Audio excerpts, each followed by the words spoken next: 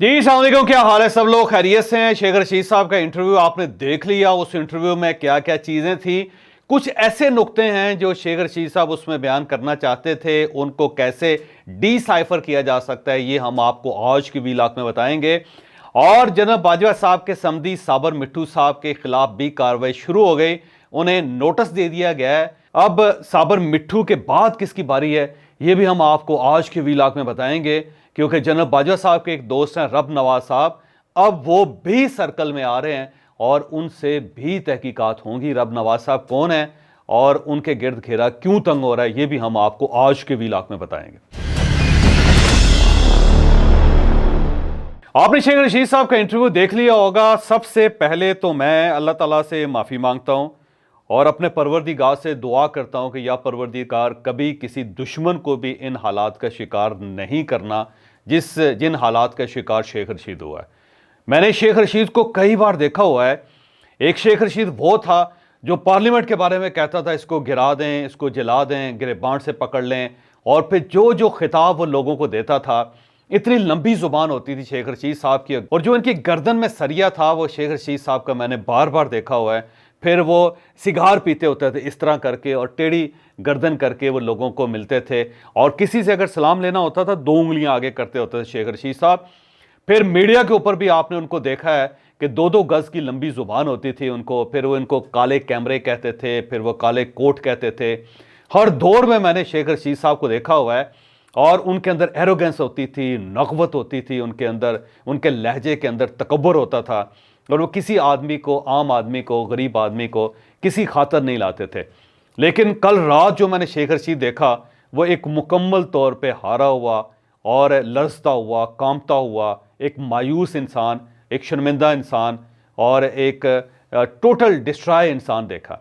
तो ये जो शेख रशीद मैंने कल रात देखा, ये पिछले शेख रशीद के साथ बिल्कुल मैच नहीं करता। इन दोनों शेख रशीदों में ज़मीन आसमान का फ़र्क है। कहाँ वो शेख रशीद कि जो मोहतरमा बेनज़ीर भुट्टो के बारे में बदकलामी कर देते थे, नवाज शरीफ के बारे में वो क्या कहते थे, फिर वो मीडिया के बारे में वो क्या कहते थे, फिर पुराने सियासतदानों के बारे में क्या कहते थे, फिर अपने लोगों के बारे में वो क्या कहते थे। और कहाँ ये शेख रशीद जो एक मुकम्मल तौर पे डिप्रेस, हारा हुआ, इस तरह सोफे पे बैठा हुआ शेख रशीद है। यानी इनकी आवाज़ तक लरज रही थी और अल्फाज इनका साथ नहीं दे रहे थे, और बार बार ये उन लोगों के नाम भी भूल रहे थे जिनके बगैर इनका गुजारा नहीं होता था। तो अल्लाह ताला से माफ़ी मांगनी चाहिए कि अल्लाह ताला दुश्मन को भी इन हालात के शिकार ना करे।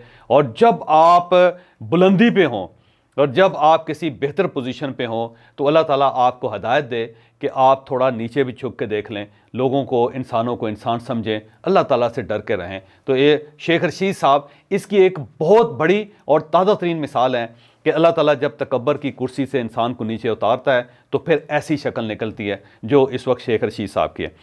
शेख रशीद साहब की अगर आप बॉडी लैंग्वेज देखें तो उनकी ज़ुबान लरस रही थी, एतमाद उनके अंदर बिल्कुल नहीं था, क्योंकि वो तो हमेशा एतमाद के साथ बोलते होते थे। और मीडिया पे भी ना उनका एक तकाजा होता था कि मैं अकेला आऊँगा, और फिर ये कहते थे कि शेख रशीद को पूरी दुनिया देखती है, शेख रशीद कल्ला ही काफ़ी, ये वो कहते थे। और आज भी वैसे वो अकेले ही थे, आज भी पूरी दुनिया ने उनको देखा, लेकिन अब वो शेख रशीद नहीं है जो शेख रशीद माजी में होता था। इसके अलावा बार बार जो बोलते थे उनके अंदर एक कमज़ोरी नज़र आती थी। फेस उनका छोटा हो गया था, गो जो पहले उनका चेहरा होता तो सुरख इतना बड़ा सा कश्मीरी शेख हैं वो, तो वो नज़र आता था, लेकिन अब उनका चेहरा उतरा हुआ नज़र आ रहा था। फिर वो माजी में बहुत सारे मामलात के ऊपर थोड़े से बल्कि ठीक ठाक किस्म के शर्मिंदा भी थे। इमरान खान साहब का नाम लेते हुए कई बार उनकी ज़बान लरसती रही, फिर ज़ुबान के ऊपर आ ही गया, फिर वो चेयरमैन पीटीआई भी उनको कहते रहे। फिर जो सबसे पहले जो उन्होंने इंकशाफ किया उस इंटरव्यू में वो ये किया कि मैं चिल्ले पर चला गया था। अब शेख रशीद साहब से पूछा जनाब कि ये कौन सा चिल्ला है जिसके ऊपर चले गए थे, क्योंकि वो बार बार चिल्ले का जिक्र कर रहे थे। और ये बहादुर शेख रशीद हैं जो कहते थे मैंने एटम बम चला दिया, जबकि एटम बम जब एटमी धमाका हुआ था तो उस वक्त शेख रशीद साहब पाकिस्तान से भाग गए थे, वो दुबई चले गए थे, और उनके क्लिप्स आज भी वायरल हैं जिसमें वो पहले कहते थे जी अब मुझे पता चला कि यहाँ पे हम धमाके कर रहे हैं, तो मैंने कहा कहीं ऐसा ना हो कोई शुरली इधर आ जाए, तो मैं तो यहाँ से बाहर चला गया था। फिर आज वो क्लेम कर रहे हैं जी कि मैंने पाकिस्तान को एटमी पावर बनाया था। तो ये शेख रशीद साहब जो हैं आज भी वो झूठ बोलने से और गलत बयानी करने से बाज नहीं है। आज भी, आज के दिन भी, कम से कम आज के दिन तो चिल्ले के बाद अगर आप आ गए हैं तो आज तो आपको अल्लाह ताला याद रहना चाहिए था, आज तो आपको कोई गलत बयानी नहीं करनी चाहिए थी। लेकिन आज भी उन्होंने इस कैमरे को, काले कैमरे के साथ वही सलूक किया जो अपने माजी में वो किया करते थे और इस काले कैमरे को काले करतूतों के साथ जोड़ते थे। तो आज शेख रशीद साहब ने आज भी वो किया। फिर इसके साथ वो साइफर की मीटिंग के बारे में मान गए और उन्होंने कहा मेरे दस्तखत भी हैं, और ज़ाहिर वज़ीर दाखिला की हैसियत से उनके ऊपर दस्तखत से साइफर की जो एक मीटिंग हुई थी उसके अंदर अब शेख रशीद साहब इससे पीछे तो नहीं हट सकते ना। फिर उन्होंने ये भी माना कि 27 मार्च 2022 को जब इमरान खान साहब ने साइफर लहराया था तो मैं उनके जलसे में मौजूद था, बल्कि जलसे में नहीं, शेख रशीद साहब उस वक्त स्टेज पर बैठे हुए थे। अब शेख रशीद साहब अब साइफर के केस से अपने आप को बाहर नहीं निकाल सकते और ये स्टेटमेंट आने वाले दिनों में शेख रशीद के गले पड़ेगी। या शेख रशीद साहब को इमरान खान के खिलाफ वादा माफ गवाह बनना पड़ेगा, या फिर अल्टीमेटली ये साइफर के इशू में अब शेख रशीद साहब फंसेंगे, क्योंकि उससे पहले हमेशा ये चक्कर दे जाते थे और कभी दाएं बाएं हो जाते थे। फिर आज उन्होंने क्लेम किया जी देखें 3 लोग थे जो मुज़ाकरात करते होते थे फ़ौज के साथ और मैंने भी अपना किरदार अदा किया और उन तीनों ने अपनी पार्टियां बना ली। तो शेख रशीद साहब की तो अपनी पहले से अलग पार्टी है। फिर उन्होंने कहा कि 9 और 10 मई को वो पाकिस्तान में नहीं थे। ये बात उनकी दुरुस्त है, क्योंकि किर्गिस्तान में, पाकिस्तान के अंदर एक लाहौर के अंदर एक यूनिवर्सिटी है, शायद यूनिवर्सिटी ऑफ लाहौर है, और उन्होंने एक किर्गिस्तान के अंदर मेडिकल कॉलेजेस बना रखे हैं और उनकी बाकायदा यहाँ से फ़्लाइट्स चलती हैं। तो शेख रशीद साहब को उन्होंने एज ए चीफ गेस्ट वहाँ पे बुलवाया था और वहाँ पे शेख रशीद साहब ने जब 15,000 स्टूडेंट देखे तो उन्होंने वहाँ पे एक सियासी तकरीर ठोक दी, जिसके बाद खासा क्राइसिस पैदा हो गया। फिर उसके बाद बाकायदा यहाँ से हुकूमत पाकिस्तान ने अपने सफ़ीर को लिखा, सफ़ीर ने उनकी गवर्नमेंट से रब्ता किया और फिर किर्गिस्तान की गवर्नमेंट ने उस मेडिकल कॉलेज के मालिकान को ठीक ठाक डंडा चढ़ाया और उसके बाद उनको अपनी जान बचाने के लिए $2-3 मिलियन का नुकसान हुआ। उन्हें $2-3 मिलियन कुर्बान करने पड़े। ये कुर्बान कैसे किए ये मैं आपको फिर किसी वक्त बताऊंगा, लेकिन स्टोरी बड़ी मज़े की है वो भी। बहरहाल शेख रशीद साहब की वजह से, वहाँ एक सियासी तकरीर की वजह से उस मेडिकल कॉलेज को भी ठीक ठाक नुकसान पहुँच गया और अब उन स्टूडेंट्स का क्या बनेगा, उनका क्या फ्यूचर है, ये भी किसी को नहीं पता, क्योंकि 15,000 स्टूडेंट्स हैं वहाँ पे और इन 15,000 स्टूडेंट्स पे उनके वालिदैन ठीक ठाक पैसे खर्च कर रहे हैं। तो शेख रशीद साहब की मेहरबानी से अब उन 15,000 स्टूडेंट्स का भी मुस्तकबिल जो है वो मखदूश हो चुका है। बहरहाल शेख रशीद साहब वहाँ रहे, वहाँ छुप के रहे और जो एक्टिविटीज़ वहाँ पे शेख रशीद साहब की थी वो बताई नहीं जा सकती। और जिस दिन अगर आप कहेंगे तो मैं वो भी खोल के बयान कर दूंगा कि शेख रशीद साहब वहाँ पे करते क्या रहे थे, और उसके एविडेंस है बाकायदा, क्योंकि जिन लोगों ने उनको बुलाया था उन्होंने बहुत सारी चीज़ें रिकॉर्ड भी की हैं। ये बाकायदा इनसाइड स्टोरी है जो मैं किसी वक्त खुल के आपको बताऊंगा। लेकिन बहरहाल उन्होंने कहा जी मैं किर्गिस्तान में था, मैं वहाँ पे गया था, ये बात दुरुस्त है, वो यहाँ पे नहीं थे, लेकिन जो तकरीरें उन्होंने वहाँ पे की और उस दिन जो तकरीर उन्होंने की वो अगर आप सुन लें तो आपको अंदाज़ा होगा कि शेख रशीद साहब किर्गिस्तान में भी इमरान खान का झंडा लहरा रहे थे और उस वक्त भी उनको कह रहे थे कि चढ़ जा बच्चे, कोई मसला नहीं है, तुम ठीक कर लोगे।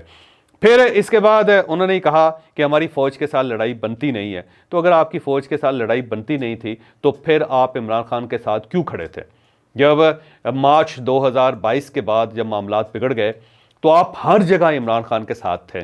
जो लॉन्ग मार्च हुए उसके अंदर आपने तकरीरें की, हर मीटिंग के अंदर आप इमरान खान के साथ खड़े रहे, आखिरी वक्त तक आप ये कहते थे कि मैं सीसा पलाई दीवार की तरह इमरान खान के साथ खड़ा हूँ। जितने इंटरव्यूज़ आपने दिए आपने कहा जी अगला जो मेरा इलेक्शन होगा ही इमरान खान के साथ। तो अगर आपको ये पता था कि ये लड़ाई हमारी बनती नहीं थी तो फिर आप इमरान खान के साइड पे क्यों खड़े रहे? फिर 9 मई का वाक़या हो गया, उसके बाद भी आप खड़े रहे, यानी जब तक चिल्ला नहीं हुआ उस वक्त तक आप इमरान खान के सपोर्टर रहे। फिर जब ये 9 और 10 मई का वाक़या हो तो उसके बाद आप गायब हो गए और गायब होने के बाद आपने ट्विटर के ऊपर जो कुछ कहा वो सबके सामने है, वहाँ से उसकी याददाश्त तो नहीं मिटाई जा सकती।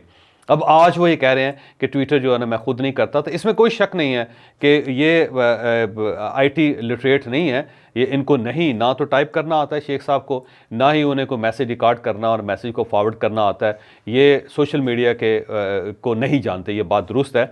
और इनके सेक्रेटरी हैं इमरान शेख नाम है उनका, और वो इनके बिहाफ पे ट्विटर इस्तेमाल करते थे, लिखवाते ये खुद थे। तो जो कुछ ये लिखवाते रहे, जो इन्होंने ऑडियोज़ और वीडियोज़ रिकॉर्ड करवाई थी वो अब तो ज़ाहिर है हर बंदे के रिकॉर्ड का हिस्सा है। तो अब अगर ये समझते हैं कि हमारी फ़ौज के साथ लड़ाई बनती नहीं थी तो फिर आप चिल्ला शुरू होने से पहले तक क्यों आप फ़ौज के ख़िलाफ़ खड़े रहे और क्यों आप इमरान खान की साइड पर रहे? एक सवाल है जो ज़ाहिर है फिर इनको बताना तो पड़ेगा। और फिर ये जनरल बाजवा साहब के बारे में कहते रहे जी कि मैं पैगाम रसानी करता रहा, लेकिन जनरल बाजवा साहब के मामले में इशू ये है कि यहाँ पे जो डिफेंस यूनिवर्सिटी है, नेशनल डिफेंस यूनिवर्सिटी, उसमें जनरल बाजवा साहब जो वो यूनिफॉर्म में थे, रिटायर नहीं हुए थे, उस वक्त उन्होंने पूरा हाल भरा हुआ, तो उसमें उन्होंने कहा कि शेख रशीद क्लेम करता है कि हम क्लास फेलोज रहे हैं, जबकि मैं जब गॉर्डन कॉलेज गया था शेख रशीद साहब को वहाँ से गुजरे हुए उनका टेन्योर ख़त्म हुए मुद्दत हो गई थी। मैं तो इस शख्स को जानता ही नहीं, बल्कि उस वक्त उन्होंने ये कहा था कि ये खुद ही फ़ौज के तर्जमान बन गए, और हमने कई मरतबा इनको रोका कि भाई हमें आपकी तर्जुमानी की ज़रूरत नहीं है, लेकिन ये खुद ही गेट नंबर 4 के तर्जमान बने फिरते रहते हैं, जबकि ना हमारा इनके साथ कोई ताल्लुक़ है और ना ही मेरा तालीमी दौर में इनके साथ कोई ताल्लुक़ था। ये ऐसे क्लेम करते हैं जैसे मैं इनका बगल बच्चा था, और मैं तो उनको जानता भी नहीं शेख रशीद साहब को। ये जनरल बाजवा साहब ने उसी वक्त ये सब कुछ कह दिया था, लेकिन आज भी वो कह रहे हैं कि मैंने जनरल बाजवा साहब को भी समझाने की बहुत कोशिश की। फिर अगला एक सवाल ये भी है कि उन्होंने कहा कि जी वो जो 9 और 10 मई का वाक़या है उसकी मजम्मत होनी चाहिए थी, लेकिन शेख रशीद साहब ने कभी मजम्मत नहीं की उसके, ना ही इमरान खान साहब ने उसकी खुल कर मजम्मत की। तो अब बाकी वो ये कह रहे हैं कि जी मैं 2 सीटों का मेरी पार्टी है, अब वो 1 सीट पे होगी है। लेकिन यहाँ पे ये भी मैं बताऊँ, इनके जो भतीजे हैं शेख राशिद, वो भी पार्टी छोड़ चुके हैं, अब उनका ताल्लुक भी पीटीआई के साथ नहीं है। तो इमरान खान साहब तक ये पैगाम पहुँच जाना चाहिए कि अब आप शेख राशिद से भी कोई बहुत ज़्यादा उम्मीदें न रखें, वो भी आपकी पार्टी छोड़ के जा चुके हैं। बहरहाल इन्होंने माना कि जनरल आसिम मुनीर साहब के साथ जो हमारा टकराव था ये हमारी सबसे बड़ी गलती थी, और उस वक्त हमने ये जो शुरू किया मामला उसी से हमारी सारी गेम बिगड़ गई। बल्कि उन्होंने कहा कि आ बैल मुझे मार वाली ये हरकत थी। ये बात इनकी दुरुस्त है, लेकिन इस चीज़ का एहसास इनको बड़ा लेट हुआ। फिर इनके इंटरव्यू में एक और बात जो उन्होंने कहा कि हमें ये इम्प्रेशन दिया जा रहा था, या अंदर से इम्प्रेशन आ रहा था कि अंदर भी सूरत हाल हमारे लिए बड़ी फेवरेबल है। अंदर से मतलब ये है कि ये बताना चाह रहे हैं कि एक इम्प्रेशन इमरान खान तक ये पहुंचा था कि फ़ौज के अंदर भी बहुत सारे लोग हैं जो हमें सपोर्ट करेंगे, लिहाजा अगर हम कोई बगावत करते हैं तो उसका फ़ायदा हमें अंदर से पहुंचेगा। तो ये शेख रशीद साहब ने भी कह दिया। आने वाले दिनों में मेरा ख्याल है शेख रशीद का ये बयान भी इनके गले पड़ेगा। फिर इन्होंने एक और बात भी की कि जनाब मैं जो लोग आम लोग हैं जिन्होंने 9 मई और 10 मई के ज़िम्मेदार हैं, मैं उनके लिए माफ़ी की ख्वास्तकारी करूँगा, मैं माफ़ी की दरख्वास्त दूँगा उनके लिए। ये एक अच्छी बात की उन्होंने। मेरा ख्याल है ये इन्फॉर्मेशन भी है, और शेख रशीद साहब को मैं इसको क्रेडिट दे देता हूँ, लेकिन इन्फॉर्मेशन एक्चुअली ये है कि एक फ़ैसला ये हुआ है कि जो गरीब लोग हैं, जो रेडी बान हैं, जो किसी तालीमी इदारे में काम करते हैं, या जो छोटे तबके के साथ जिनका ताल्लुक़ है, उन सबको जो गिरफ़्तार किया गया, ज़ाहिर उनके वालिदैन इस वक्त रो पीट रहे हैं, तो उन सबको रिलीफ देने का फ़ैसला कर लिया है कि वो अगर माफ़ी मांगें और बाकायदा लिख कर दें कि आइंदा वो इस किस्म की कोई हरकत नहीं करेंगे, और ये बताएं कि किन्होंने उनको उकसाया था, तो शायद उनको माफ़ी मिल सकती है। लेकिन शेख रशीद साहब इसका क्रेडिट भी लेना चाहते हैं कि मैंने इन सब को माफ़ी दिलवाई थी, जबकि शेख रशीद साहब का इसके अंदर कोई कंट्रीब्यूशन नहीं है। एक सॉफ्ट कॉर्नर उन सब के लिए पैदा हुआ है रियासत के दिल में कि ये गरीब लोग हैं, ये बहक गए थे, और इन लोगों को इस चीज़ का हमें ज़्यादा नुकसान नहीं पहुंचाना चाहिए, ज़्यादा सज़ा नहीं देनी चाहिए।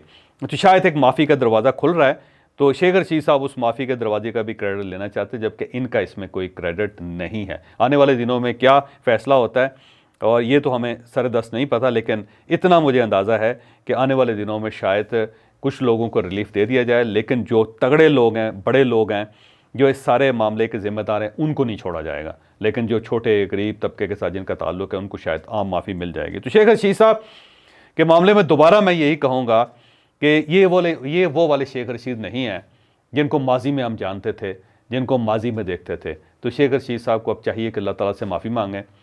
चलें, कम अज़ कम आज से वो फ़ैसला कर लें कि बाकी जो ज़िंदगी रह गई है वो राह रास्त पे रहेंगे। 72 साल इनकी उम्र हो गई है, ख़ुद बता रहे हैं कि नवंबर में मैं 72 साल का हो जाऊँगा।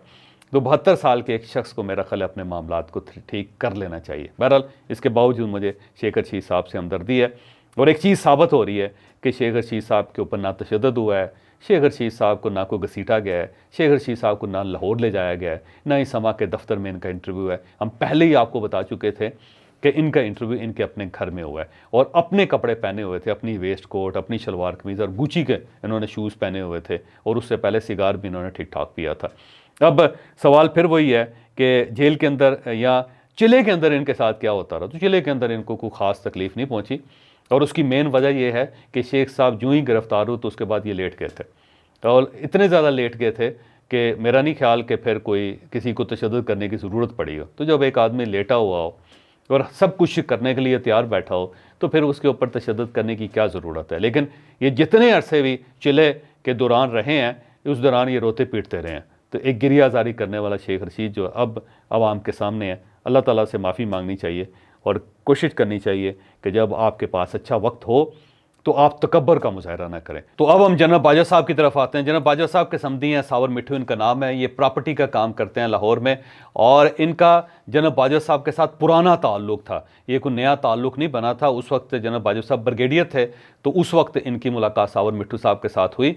और सावर मिट्ठू साहब की जो साहबजादी है वो बाकायदा बर्कले से पढ़ी हुई है, जो बहुत बड़ा तालीमी अदारा है अमेरिका के अंदर, और जुल्फ़िकार भुट्टो साहब भी इसी अदारे के से ग्रेजुएट थे। तो सावर मिट्ठू साहब का प्रॉपर्टी का काम है, और वो शक्ल सूरत से, गुफ्तगू से को बहुत ज़्यादा पढ़े लिखे और सेंसिबल नहीं लगते, लेकिन उन्होंने अपने बच्चों को तालीम बहुत ज़्यादा आला दिलवाई। इसीलिए जनाब बाजवा साहब ने अपने साहबजादे का निकाह, शादी जो है वो सावर मिट्ठू साहब की साहबजादी से की, क्योंकि वो बहुत ज़्यादा पढ़ी लिखी खातून है। और ये जो रिश्ता था बहुत पहले तय हो गया था। उस वक्त जनाब बाजवा साहब मेजर जनरल होते थे, और मेजर जनरल के होते हुए उन्होंने सावर मिट्ठू से कहा था कि जब आपने अपनी बेटी की शादी करनी हो तो हमसे ज़रूर आपने पूछना है। तो जब सावर मिट्ठू साहब ने पूछा तो उसके बाद इनकी शादी हो गई उनके साहबजादे की उनके साथ। और बड़ी ज़बरदस्त खातून है जनरल बाजवा साहब की जो बहू है, बहुत सेंसिबल, पढ़ी लिखी, और इनका साहबजादे जो वो भी बड़े ज़बरदस्त हैं। लेकिन अब सावर मिट्ठू साहब के ऊपर बहुत ज़्यादा सवालिया निशान है कि जब जनरल बाजवा साहब आर्मी चीफ थे तो उस दौरान सावर मिट्ठू साहब के कारोबार में बहुत ज़्यादा इजाफा हुआ, और अब जो तहकीकात हो रही हैं उसके मुताबिक इनकी जो आमदनी है वो इनके असासों से मैच नहीं करती। तो एक नोटिस इनको जारी हुआ है, और आने वाले दिनों में बहुत सारी चीज़ें नई खुल रही हैं, और उसमें कुछ ऐसे लोग हैं जो बाकायदा गवाह बनने के लिए तैयार बैठे हुए हैं। तो जब वो गवाह सामने आएंगे और जब ये इंक्वायरी होगी तो मेरा ख्याल है उसमें सावर मिट्ठू साहब को बहुत ज़्यादा नुकसान हो जाएगा। और इसके साथ साथ जनरल बाजवा साहब के एक दोस्त और भी हैं, उनका नाम है रब नवाज़, और ये इंग्लैंड के अंदर होते हैं, और बहुत अरसा पहले ये इंग्लैंड शिफ्ट हो गए थे, लेकिन जनरल बाजवा साहब के साथ इनका बड़ा गहरा ताल्लुक़ था। और अगर आपको याद हो, जब जनरल बाजवा साहब आर्मी चीफ बने थे तो बाजवा साहब ने इनको अपनी कुर्सी पे बिठा के रब नवाज़ साहब को एक तस्वीर खिंचवाई थी जिसमें वो कुर्सी पे बैठे हुए रब नवाज़ साहब, और जनरल बाजवा साहब साथ खड़े हैं उनके। तो इतनी ज़्यादा गहरी दोस्ती थी इनकी। तो रब नवाज़ साहब जो हैं उनसे रिलेटेड भी कुछ इंफॉर्मेशन जो है वो पास ऑन हो रही है, और हो सकता है रब नवाज़ साहब को भी तलब करके उनसे भी पूछा जाए। तो आने वाले दिनों में 2 नई इंक्वायरीज़ खुल रही हैं, सावर मिट्ठू और रब नवाज़ की।